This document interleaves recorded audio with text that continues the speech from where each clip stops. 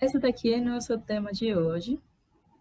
Ele é muito importante para todos os clínicos gerais, não só para as pessoas que trabalham na emergência, né? Porque a gente acha que tem um paciente com trauma crânioencefálico, com traumatismo vértebro-medular ou raquimedular que conhece. E aí, normalmente, a gente precisa conhecer as sequelas, né? O que vai acontecer com o paciente, o que a gente tem que fazer, a hora dourada, né? Então, essas coisas a gente vai ver a profundidade, não hoje, porque a ideia das revisões com a Quality é a gente pegar as pílulas mais importantes e nesses momentos a gente já acha que vocês conseguiram ler a parte do tema, já conseguiram ver algumas coisas, tá? Então, vamos dar um pulo nesse tema, que normalmente as pessoas vai de lado, deixam de lado, porque ele é um pouquinho mais delicado, mas é muito legal, é muito legal. A gente, como ortopedista, a gente gosta muito de fazer isso, porque depende muito da vida das pessoas, tá? Então, o nosso objetivo inicial hoje é, primeiro, fazer esse desenvolvimento do tema, que é conhecido como traumatismo raquimedular ou traumatismo vértebro-medular. Ele tem várias aristas, né?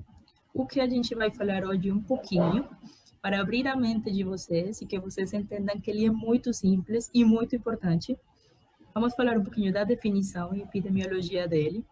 Vamos fazer a avaliação do estado neurológico do paciente, que vocês já viram comigo. A gente tem uma aula de trauma crânioencefálico que é muito boa também. Vamos ver os miotomos e os dermatomos, que são muito utilizados na prática clínica para ver o nível da lesão da coluna.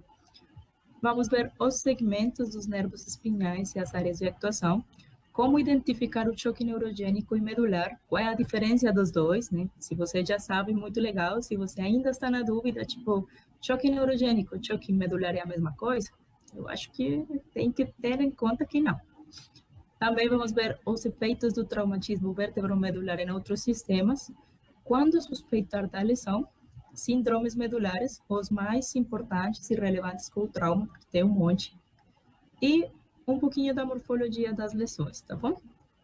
Por outra parte, a gente vai conhecer só uma pintada do tratamento e imobilização.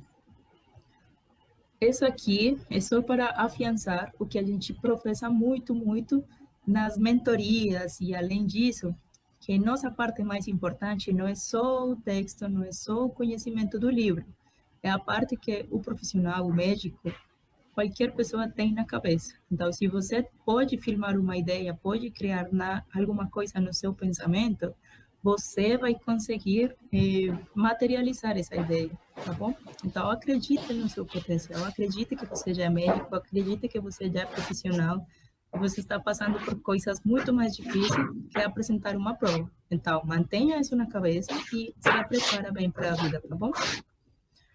Então, passando da filosofia para a parte mais acadêmica, a gente vai falar um pouquinho da importância do trauma raquimedular. Então, eu quero que vocês saibam que essa é uma complicação muito grave, mas ainda para as pessoas jovens, né? Normalmente acontece uma lesão espinhal. Vamos falar um pouquinho da anatomia, mas vai ser bem rápido. Eu prefiro que vocês façam o afundamento dos temas. Então, a lesão espinhal tem ou não um déficit neurológico. E, normalmente, todas as vítimas de traumas múltiplos ou politraumatizados ou traumatismo crânioencefálico, a gente tem que ter em conta para fazer a avaliação da coluna. Não por nada, na avaliação inicial, na parte A do ATLS, a gente tem o sobrenome da via aérea, né? Que é a coluna cervical, proteção da coluna cervical. Coluna cervical, as lesões são os 55%. Olha a quantidade, né? E isso tem uma explicação funcional, que quando é a parte da coluna que é mais móvel e que tem menos proteção, né? A coluna torácica vai aportar o 15% de lesões, transição toracolumbar 15% e lumbosacra 15%. 25% dos pacientes que têm trauma na coluna apresentam traumatismo crânioencefálico. E os 5% dos pacientes que têm traumatismo cranioencefálico vai apresentar trauma vértebromedular ou raquimedular. Então, epidemiologicamente falando, vocês têm que ter em conta que só bater a cabeça já é motivo para a gente ficar de olho nesse paciente, fazer uma imobilização com colar cervical e ter em conta os riscos implícitos que isso tem, né? A gente não pode ficar manipulando a cabeça do paciente, não pode ficar manipulando o tronco do paciente e não pode deixar uma imobilização inadequada. Por isso, a gente tem que fazer os ATLS, os ATLS, que são pedidos na maioria dos centros, né? Então, sempre ter em conta todas as lesões neurológicas, a coluna. Então, a coluna é tipo nossa fonte grande de energia. Ela é todos os cabos que a gente precisa para levar a energia nas mãos, nos pés, nos pulmões, né, no coração. Então, se ela tem alguma interferência, seja total ou parcial, isso vai ter sintomatologia, né? Só por física, só por pura lógica, a gente já sabe que tem a medula que leva todos os nossos nervos para fora e para dentro, os aferentes, os eferentes. Aí, se eles têm alguma lesão, tem um corte, seja, repito, seja parcial ou completo, ele vai ter alguma afetação, né? Ele vai ter alguma lesão. Então, lembrem que nossa coluna são algum número de ossos, que eu acho que vocês já sabem, né? Que são 7 cervicais, 12 na coluna torácica, 5 na coluna lombar, e aí vem o osso que é compacto, que é o osso sacro, e no final está o cóccix, sim? Só que a médula espinal, ela vai só até o nível da L1, tá? Então, vocês têm que lembrar esses detalhinhos de anatomia, porque dependendo do nível da lesão, a gente vai ter o comprometimento de aí para baixo, normalmente, sim? Sem falar do síndrome medular, central, enfim. Mas, normalmente, os pacientes que têm uma secção, ele vai desligar o corpo desse nível para baixo, tá? Então, a gente tem que procurar com muito cuidado, o nível da lesão. Sim? Saindo do choque medular, a gente vai procurar com muito detalhe o nível da lesão. Então, isso daí era só para lembrar a grande importância que tem nossa coluna, né?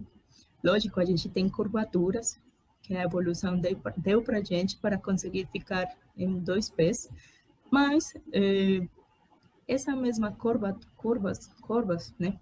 Tipo as cifotes, as lordoses, elas protegem a coluna e dão uma mobilidade boa, sim?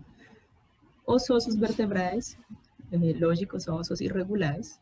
Essa é uma vértebra torácica, achando o foramen vertebral e a estrutura óssea que recobre a médula. Então, quando ela fratura ou luxa, normalmente vai fazer uma compressão, uma hiperextensão, alguma lesão lateral ou rotacional da médula. Então, avaliação inicial. O que a gente tem que ter em conta da avaliação inicial? Sempre a gente vai pelo logaritmo da ABC, né? O ATLS já ensinou muito bem para a gente o que a gente tem que fazer. Então, se a gente tem que entrar no A, a gente tem que entrar para a proteção da via aérea. Mas não pode esquecer a proteção da coluna cervical. A gente não pode fazer um movimento muito brusco, porque a gente vai deixar um paciente com uma hemiparesia, paraplégico, hemiplégico, ou, lógico, com muito comprometimento sensorial. Então, sempre proteção da coluna cervical e da via aérea. Sim? Então, nessa avaliação inicial, a gente vai ter que descartar o choque medular. Quando a gente faz o descarte do choque medular, passamos na avaliação secundária, no choque neurogênico, e aí a gente passa na avaliação secundária para ver se tem ou não tem choque medular, tá bom? Eu já vou explicar um pouquinho mais isso. Então, a coluna cervical, ela é vulnerável em todos os aspectos, né? Eu já falei pela mobilidade, o canal medular é amplo, né? Normalmente, ela vem desde o foramen magno até a coluna lombar, as primeiras vértebras da coluna lombar. Então, o prometido, né? a gente tem que saber diferenciar o que é um choque neurogênico e o que é um choque medular. Então, o choque neurogênico é aquela coisa preocupante, né? Aquela coisa que vai fazer que o paciente tenha uma reação, que a gente avalia é uma condição hemodinâmica, normalmente faz parte da lesão das vias descendentes do sistema simpático, aí uma perda do tônus simpático, e nessa perda do tônus simpático fica comprometido quem? O coração, né? Normalmente, quando a gente tem um choque, o paciente vai reagir com o quê? Com taquicardia, né? Ele está defendendo da hipovolemia. Não quer dizer que a maioria dos pacientes traumatizados não tenham choque hipovolêmico, porque é assim, a maioria do choque dos pacientes traumatizados é hipovolêmico, mas nesse caso podem estar juntos, né? Só que a resposta da maioria dos corpos a um choque hipovolêmico é fazer uma taquicardia, né? O coração começa a ficar acelerado. Só que aqui ele vai fazer ou uma bradicardia ou ter uma frequência cardíaca normal. Então, ter um paciente politraumatizado com uma frequência cardíaca normal não é tão bom como as pessoas acham, tá? Pode ter uma perda da inervação simpática do coração e por isso ele não está fazendo a reação que a gente espera, sim? Então, vai ter a hipotensão e uma diminuição ou uma frequência cardíaca normal, tá bom?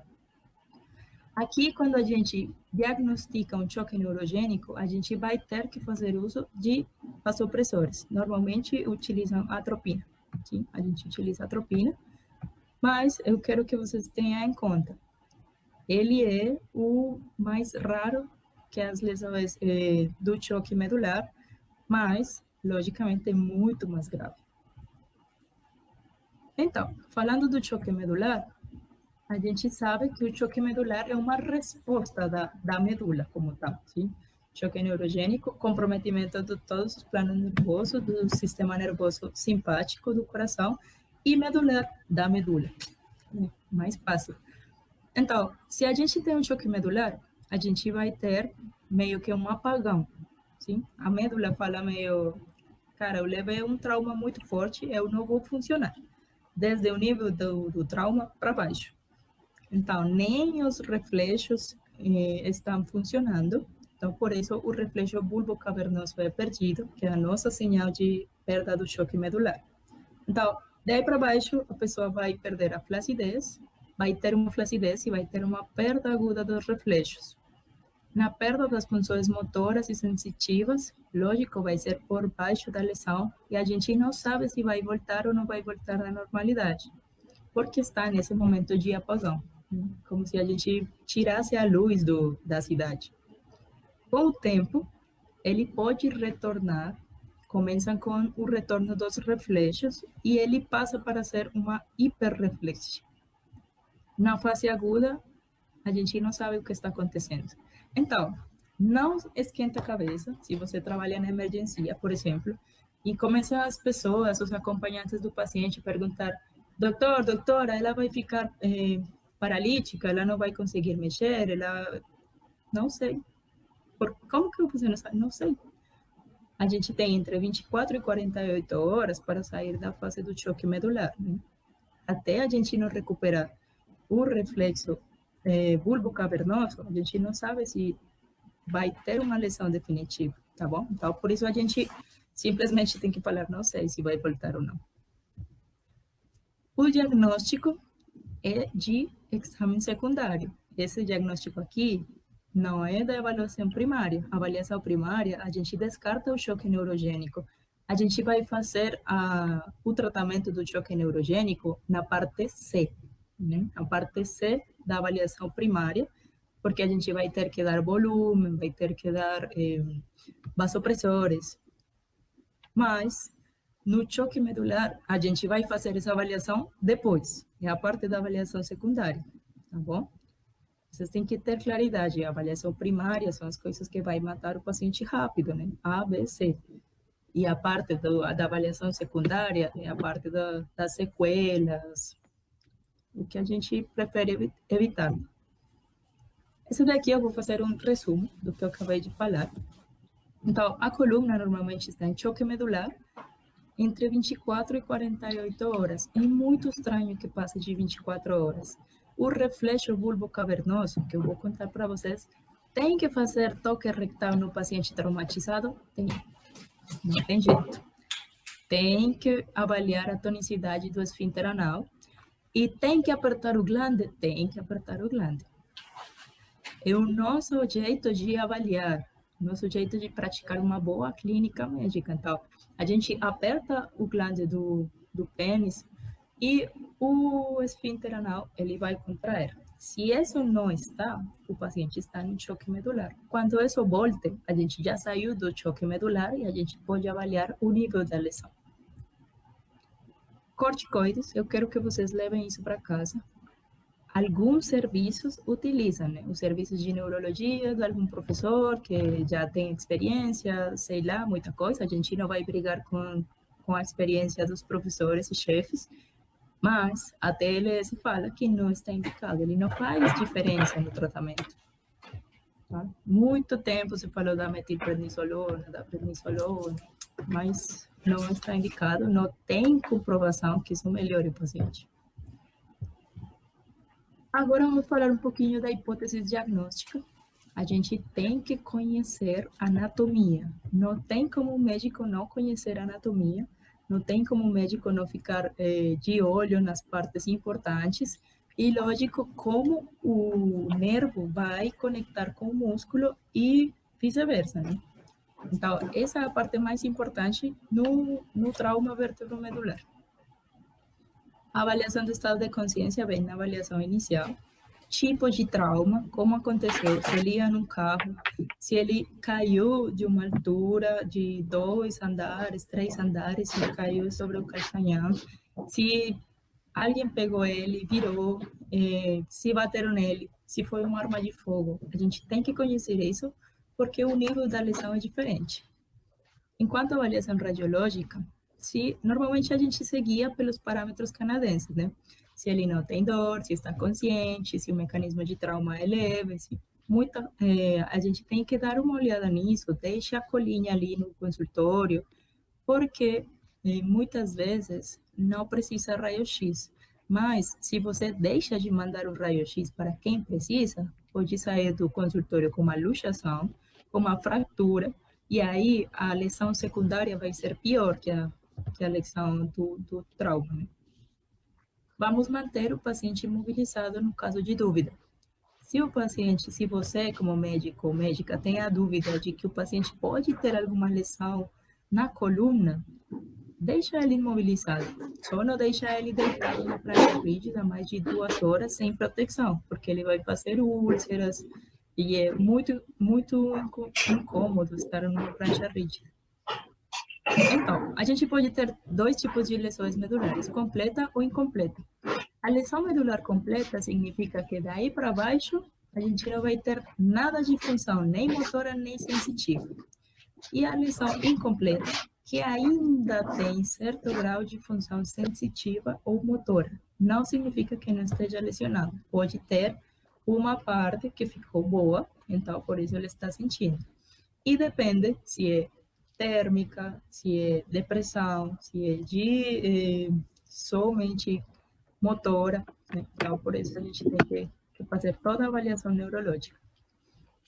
Na primeira radiografia, a gente vai ter continuidade dessas linhas aqui. Não esqueça dessas linhas aqui. A primeira está na cara anterior do corpo vertebral e da coluna cervical. A segunda está no começo, na parte anterior do canal medular. A terceira está na região posterior do canal medular. E a quarta, que é a linha D, está nas apófises transversas. Muito bem. Agora vamos entrar em matéria. Quando a gente é estudante de medicina, a gente não entende a importância de avaliar um paciente bem, fazer os níveis de sensitivo e motor, porque vamos reconhecer que não é tão fácil assim memorizar tudo. Só que você não precisa memorizar tudo. Só lembra que a gente, antigamente, há muitos séculos atrás, a gente tinha uma posição de caminhar nas 4 extremidades. Então, por isso a distribuição dos dermátomos e dos miótomos, tá bom? Então, Se você lembra dessa posição, você já sabe por que eles estão distribuídos como estão distribuídos. Na área cervical, o que a gente prefere é avaliar desde os deltoides. Então, lembra, deltoides, a gente tem o C5 no deltoides, que é o 5, né? Eu vou dar aqui as mnemotécnicas que eu utilizo para lembrar dos miotomos e dos dermatomos, tá? Mas cada um de vocês tem que pegar seu corpo, fazer a sensibilidade, lembra da cara do corpo que ele está inervando, e é assim que a gente vai medir, tá? Lembra, é da avaliação secundária. Então, deltoides, 5, 6, ok. C6 é ok. C7, C8, o pequenininho. Aí a gente vai avaliar a coluna torácica, T4, que está nos mamilos. De fato, tem alguns grupos de resgate e tal, que o que fazem é fazer uma aperto do T4, ou seja, do mamilo. No apófise cifoide, a gente tem o T8. No umbigo, a gente tem T10, né? Lembrem do 0 do 10, aí vai no umbigo, o redondinho da gente. Na síntese do pubis, a gente tem o T12. Na cara interna do muslo, a gente tem L4. Aí é mais fácil, se você cruza a perna, lembra de fazer o 4 com as pernas, e na região interna do muslo, você sabe que isso é por L4. Então, daí já vai para baixo, tudo isso. Na cara externa do pé, você tem S1, tá? E lógico, se você fica deitadinho e vê o bumbum tem uma forma de um 3. Aí esse 3, lógico, está inervado por esse 3, né? Que são a região das nádegas. E o ânus, ele está por esse 4 e esse 5. Normalmente essa área está bem envolvida aí. Esse é o jeito da gente avaliar a sensibilidade da pele. Então, não esqueça, você já sabe, é só pegar teu corpo, sente teu corpo, você já fala, cara, aqui estou com C6, aqui estou com C5, mas repete, sim? Aqui é um resumo que está muito bem explicado no Redbook. Vou deixar aqui um pouquinho. A mesma coisa que eu falei. C5, deltoide. C6, polegar. C7, dedo médio. C8, mínimo. T4, mamilos, cifoides, umbigo, T10. Sínfise púbica, T12. L4, face medial da perna. L5, espaço entre o primeiro e segundo pododáctilos. Aí, o primeiro e segundo pododáctilos, ele também faz meio que uma becinha, aí se vocês querem, preferem. E esse é um, borda lateral do pé. Esse é 3, lembrem do bumbum. Tuberosidades isquiáticas. Esse é 4, esse é 5, região perianal. Enquanto ao nível motor, a gente tem que lembrar qual é a mobilidade de cada um dos segmentos, mas não tem que pegar cada raiz por raiz, que às vezes você nem precisa, sim? Só se você é dermatologista, ortopedista, neurologista, enfim, mas se é médico geral, clínico geral, você precisa saber as mais importantes. Então, C5, se ele está no deltoides, ele vai fazer uma redução do ombro. C6, ele vai fazer a extensão do punho. C7, extensão do cotovelo. C8, vamos fazer a flexão do quinto dedinho. T1, a abdução do quinto dedo. Vamos fazer na L2, a gente tem já a flexão do quadril, né? Então, levar o joelho até o peito é graças ao nosso L2, tá? Na extensão do joelho, a gente vai ter L3, L4, dorso do pé, L4, L5 vai fazer a extensão do hálus e a S1 vai fazer a plantiflexão do pé. Ou seja, quando o teu pé fica em posição de 1, é graças a S1, tá? Então, lembre. Eu sei que essa parte aqui, normalmente a gente fica dermatomos e miotomos, que coisa chata. Mas para o paciente, vai determinar a diferença entre você saber uma boa avaliação dele, entender mais ou menos onde fica a lesão, porque às vezes nós achamos que uma paralisia do pulmão ou do diafragma tem que ver com a coluna torácica. Não tem nada a ver com a coluna torácica, tem todo a ver com a coluna cervical, com as raízes nervosas do cervical. Né? E a outra parte do exame neurológico do paciente não só neurológico, a gente também utiliza muito na semiologia do paciente em ortopedia, é avaliar a gradação da força muscular, né? Então, a gente tem 5 níveis. Normalmente, alguém que não tem nada de reação muscular vai ter uma paralisia total, então vai ter um 0. Se não é testável, a gente bota um NT. Tipo, não existe, não, o paciente está em choque medular, assim, qualquer coisa que impeça a gente de fazer a avaliação, a gente vai botar não testável. Mas tem que descrever por quê. Contração visível ou palpável, lembra aquele meio está vibrando, ou a gente passa aqueles testes de eletroestimulação e ele começa a fazer uma contraçãozinha. 2, se ele tiver um movimento total sem gravidade, ou seja, no mesmo plano, sem gravidade, aí a gente vai fazer 2. Se é 3, é porque ele está conseguindo vencer a gravidade. Só que quando a gente bota a força, uma contra-resistência, ele não consegue vencer. Então, ele não consegue vencer uma força além da gravidade. No 4, ele consegue, mas cai. Tipo, normalmente a gente tem um músculo que vai vencer a contra-resistência do examinador. Mas no 4 ele perde. Sim? Ele perde contra a gente. No 5, ele tem uma boa força e aí ele consegue vencer a resistência. Vai servir para a sua vida, vai servir para a sua clínica, com certeza. Tem outras escalas que a gente bota na emergência, porque no meio da correria, tem coisas das que eu acabei de falar que possivelmente não lembramos. Então, tem essas escalas aqui. Eu gosto muito dessa escala Ásia, por isso eu botei aqui. Que tem e mostra tudo o que eu já falei, né? Mostra a avaliação sensorial e mostra a avaliação motora.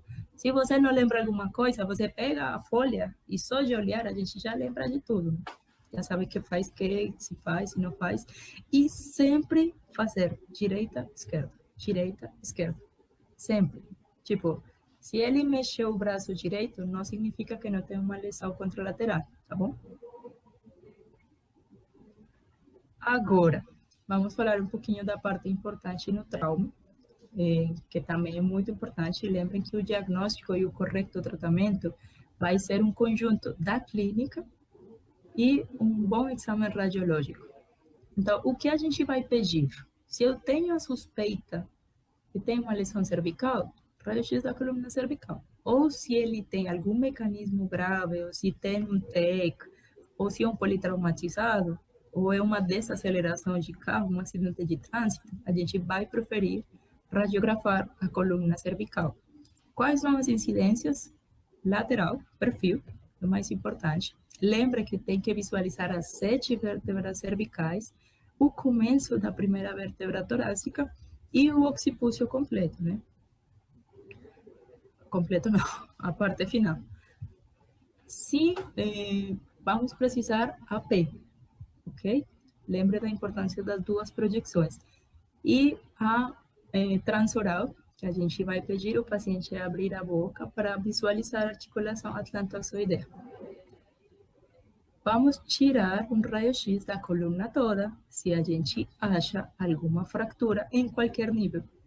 Porque normalmente, entre 25% e 35% dos pacientes que têm uma fratura de uma vértebra, tem associada outra fratura de outra vértebra. Então, a gente vai ter que radiografar a coluna inteira. A radiografia da coluna toracolumbar é importantíssimo que seja AP e perfil. Às vezes, no perfil, a gente não consegue ver nenhuma luxação, nenhuma fratura. E vai no AP e ela está totalmente desviada.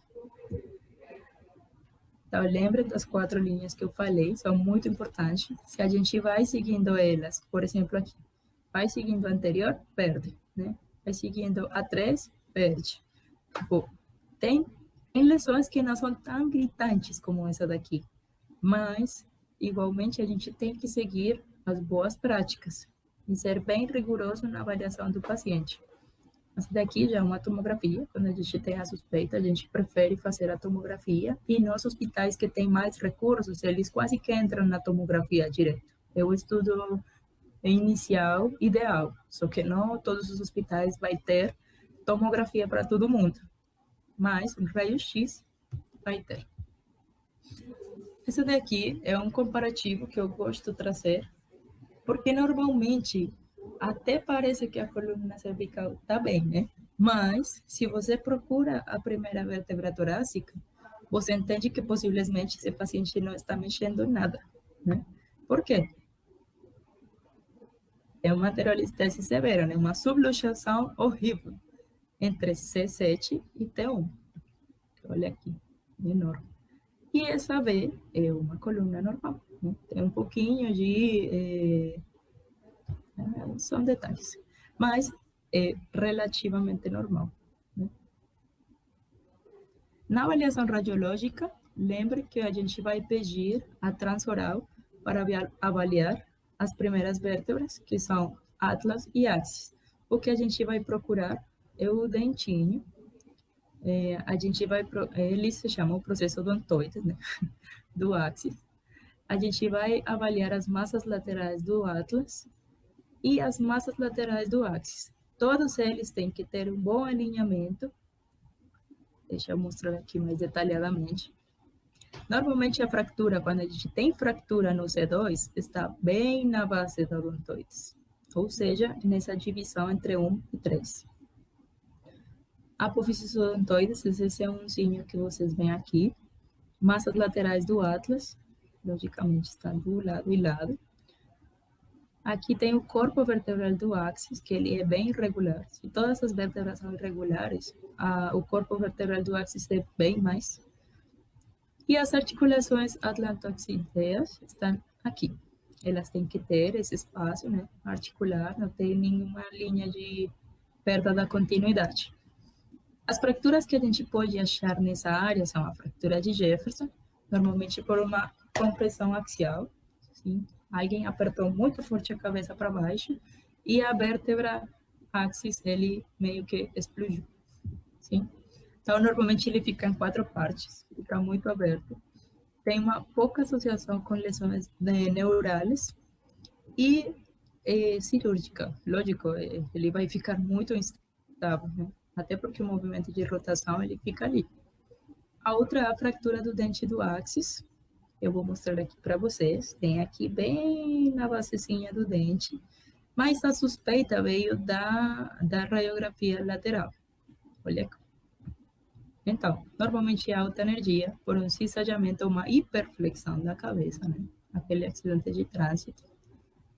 A fratura do chicote, o trauma por chicote também pode fazer ela.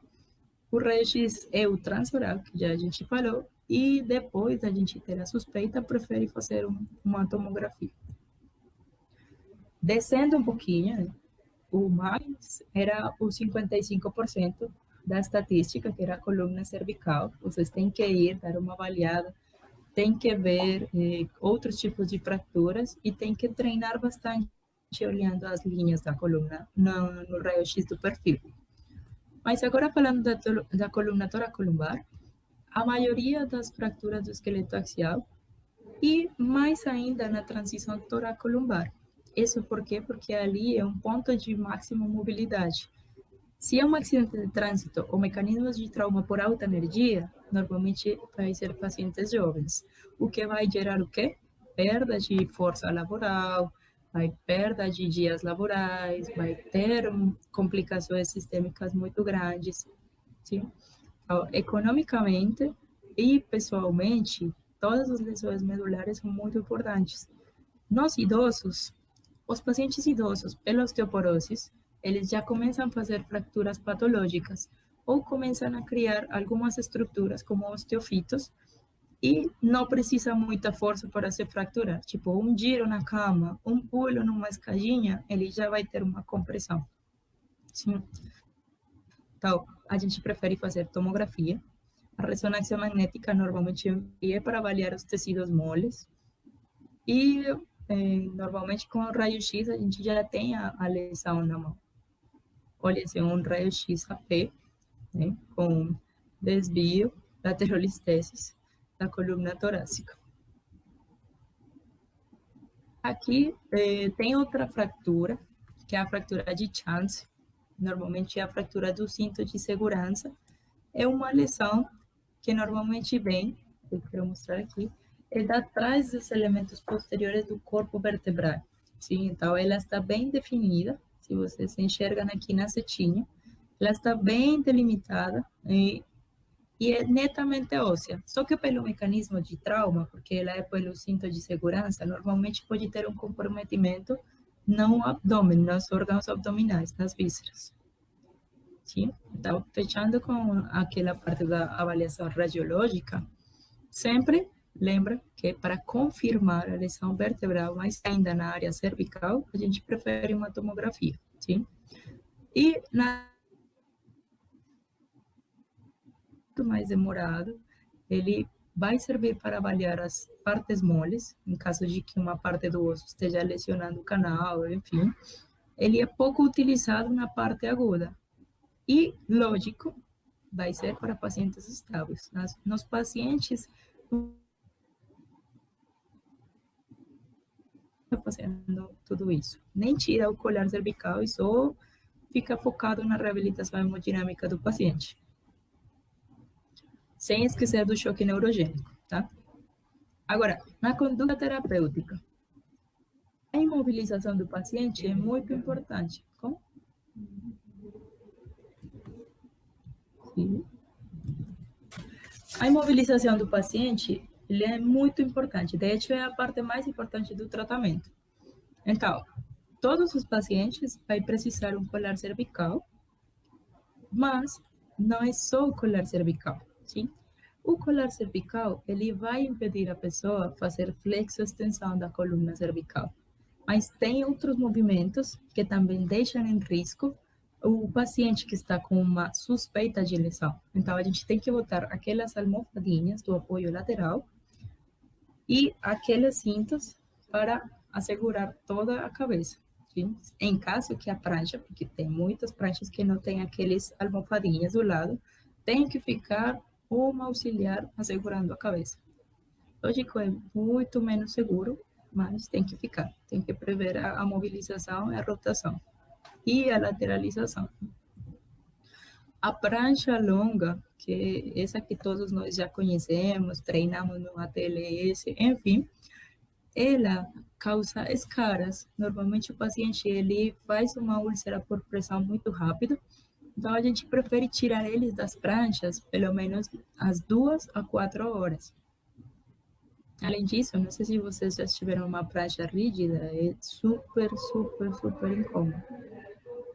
Na área dos corticosteroides, muitas pessoas utilizam ainda nos serviços de jeito rotineiro, mas a TLS, nas versões 9 e 10, ele já não recomenda, né? Não tem evidência de benefício, então por isso não se recomenda. Um paciente com suspeita de lesão vértebro-medular, a gente vai querer fazer a transferência o mais rápido possível. E o tratamento cirúrgico vai ser determinado ou pelo equipe de ortopedistas da coluna ou pelos neurocirurgiãos. Mas, se é uma fratura cervical com déficit neurológico, ela vai ser cirúrgica. E se é uma luxação, igualmente com déficit neurológico, vai ser cirúrgica. Nas outras, às vezes a gente prefere utilizar colar, aquele colete, enfim. E para finalizar, eu vou falar para vocês uma das coisas que a gente menos gosta do trauma vértebro-medular, né? Que são as síndromes medulares, porque elas são muito complexas, mas não é verdade, não é muito complexo. É só pegar a medula, olhar ela de cima para baixo, de baixo para cima, não sei como você prefira, e determinar o ponto da lesão, né? Os trajetos que fazem a mobilidade, a sensibilidade, enfim. Tem síndromes medulares, que tem que ver com a idade e a cronicidade das patologias do paciente, mas tem outros que tem que ver com os traumas. A gente hoje vai afundar não, a gente vai dar uma passada nos que mais tem relação com trauma, tá? Degeneração subaguda combinada, essas coisas a gente não vai falar aqui, a gente vai falar do trauma, tá?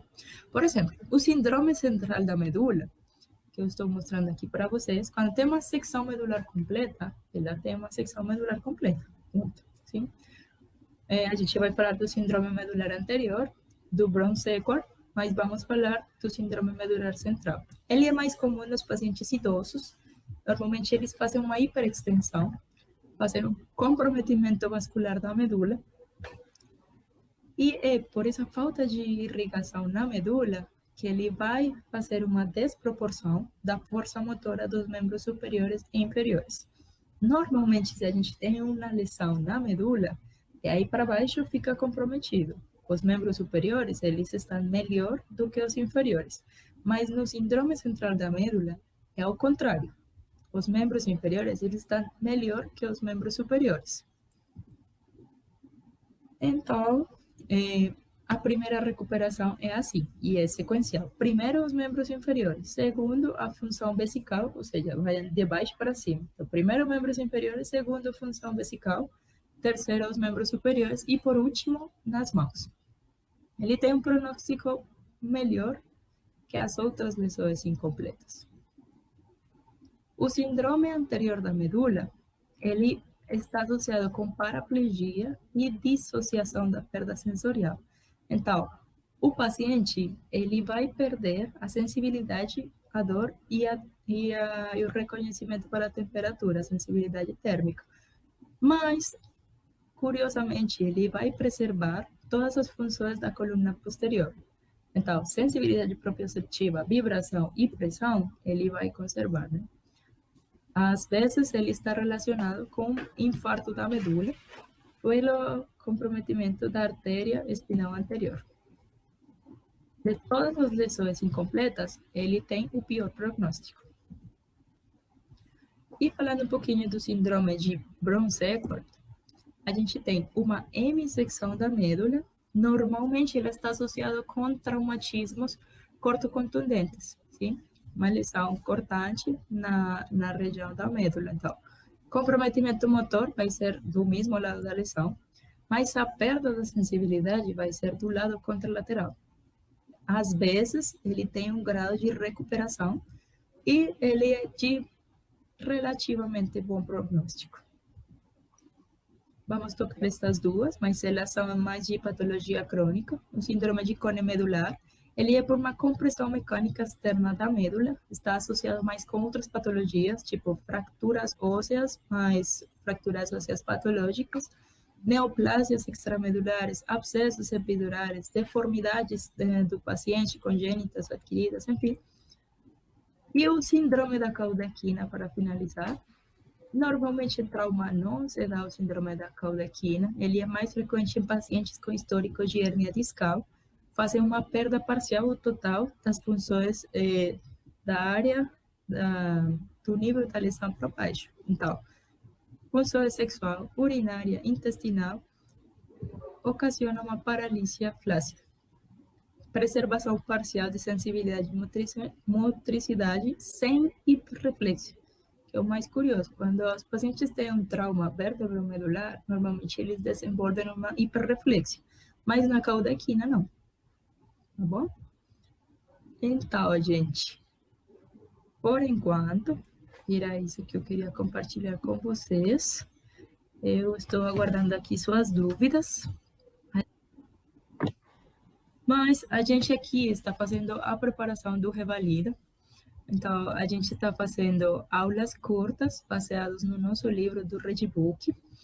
A gente compartilha com vocês aulas aqui, mas tem módulos que eles já estão super bem estabelecidos, estão dentro das plataformas dos cursos da Quality. Lógico, a maioria dos professores, eles estão capacitados, somos especialistas e curtimos muito de dar aula, né? Então, isso daqui tá bem, a doutora Helena tá por aqui. Tânia, tem alguma dúvida, gente? Miss Ledes? Eu sei que hoje é quinta-feira santa, todo mundo está de férias, meio que no descanso. Isso é muito comum, mas a gente tinha que fazer a aula. Tinha que fazer, não. A gente queria dar continuidade nas aulas. Então, de dúvidas, contatos, qualquer coisa que vocês queiram saber, a gente está aqui disponível para vocês. E é isso. Na próxima semana, a gente se encontra de novo. Um abraço grande para todos.